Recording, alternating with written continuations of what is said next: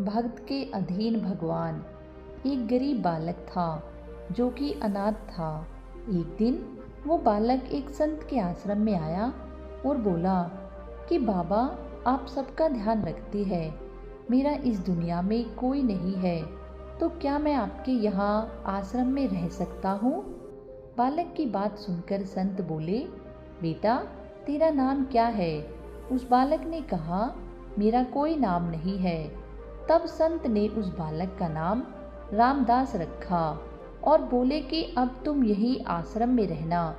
रामदास वहीं रहने लगा और आश्रम के सारे काम भी करने लगा।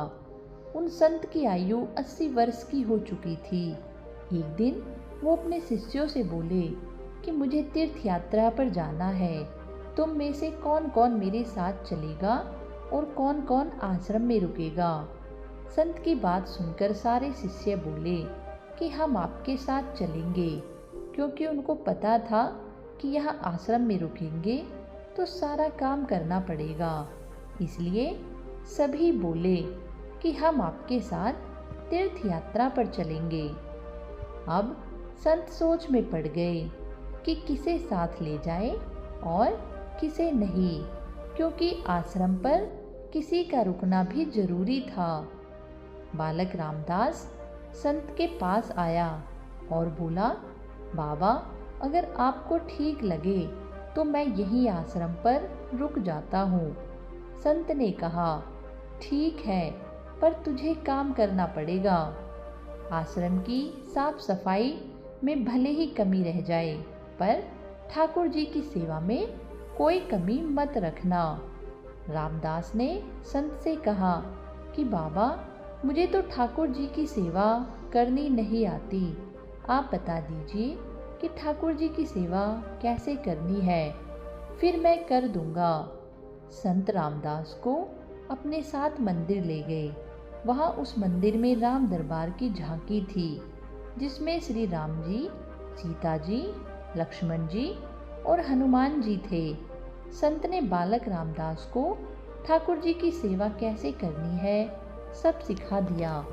रामदास ने गुरुजी से कहा कि बाबा, मेरा इनसे रिश्ता क्या होगा ये भी बता दो, क्योंकि अगर रिश्ता पता चल जाए तो सेवा करने में आनंद आएगा।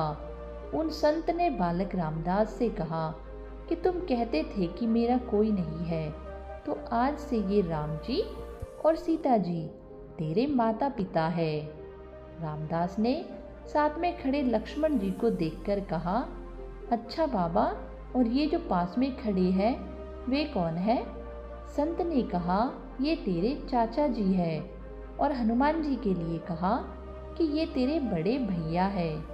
रामदास सब समझ गया और फिर उनकी सेवा करने लगा। संत शिष्यों के साथ यात्रा पर चले गए। आज सेवा का पहला दिन था। रामदास ने सुबह उठकर स्नान किया और भिक्षा मांग कर लाया और फिर भोजन तैयार किया। भगवान को भोग लगाने के लिए मंदिर आया। रामदास ने श्री राम, सीता, लक्ष्मण और हनुमान जी के आगे एक थाली रख दी और बोला, अब पहले आप खाओ, फिर मैं भी खाऊंगा। रामदास को लगा कि सच में भगवान बैठकर खाएंगे, पर बहुत देर हो गई, रोटी तो वैसी की वैसी ही थी। तब बालक रामदास ने सोचा, नया नया रिश्ता बना है तो शर्मा रहे होंगे। रामदास ने पर्दा लगा दिया। बाद में खोलकर देखा, तब भी खाना वैसा का वैसा ही पड़ा था।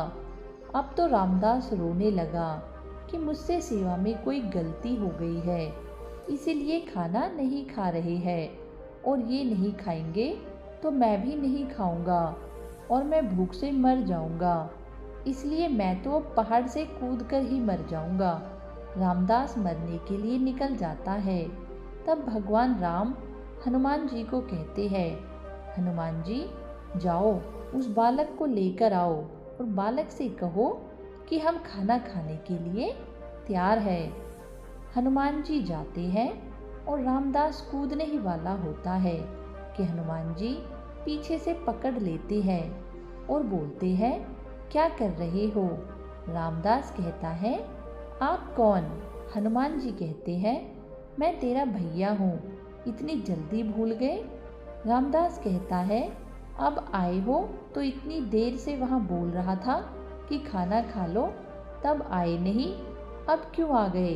तब हनुमान जी बोले, पिताश्री का आदेश है, हम सब साथ बैठकर खाना खाएंगे।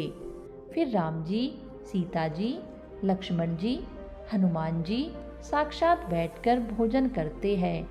इसी तरह रामदास रोज उनकी सेवा करता और भोजन कराता। सेवा करते 15 दिन हो गए। एक दिन रामदास ने सोचा कि कोई भी माँ बाप हो, वो घर में काम तो करते ही है, पर मेरे माँ बाप तो कोई काम नहीं करते, सारा दिन खाते रहते हैं। मैं ऐसा नहीं चलने दूंगा। रामदास मंदिर जाता है और कहता है, पिताजी कुछ बात करनी है आपसे। राम जी कहते हैं, बोल बेटा, क्या बात है? रामदास कहता है कि अब से मैं अकेले काम नहीं करूँगा, आप सबको भी काम करना पड़ेगा। आप तो बस सारा दिन खाते रहते हो और मैं काम करता रहता हूँ, अब से ऐसा नहीं होगा। राम जी कहते हैं, तो फिर बताओ बेटा, हमें क्या काम करना है? रामदास ने कहा, माताजी अब से रसोई आपके हवाले, और चाचा जी आप सब्जी तोड़ कर लाएंगे, और भैया जी हनुमान जी आप लकड़ियाँ लाएंगे, और पिताजी राम आप पत्तल बनाएंगे। सबने कहा, ठीक है। सभी साथ मिलकर काम करते हुए एक परिवार की तरह सब साथ रहने लगे। एक दिन वो संत तीर्थ यात्रा से लौटे तो सीधा मंदिर में गए और देखा कि मंदिर से प्रतिमाएं गायब है। संत ने सोचा कहीं रामदास ने प्रतिमा बेच नहीं दी। संत ने रामदास को बुलाया और पूछा, भगवान कहाँ गए? रामदास भी अकड़ कर बोला कि मुझे क्या पता, रसोई में कहीं काम कर रहे होंगे। संत बोले, ये क्या बोल रहा है? रामदास ने कहा, बाबा मैं सच बोल रहा हूँ, जब से आप गए हैं ये चारों काम में लगे हुए हैं। वो संत भागकर रसोई में गए और सिर्फ एक झलक देखी कि सीता जी भोजन बना रही है, राम जी पत्तल बना रहे हैं, और फिर वो गायब हो गए और मंदिर में विराजमान हो गए।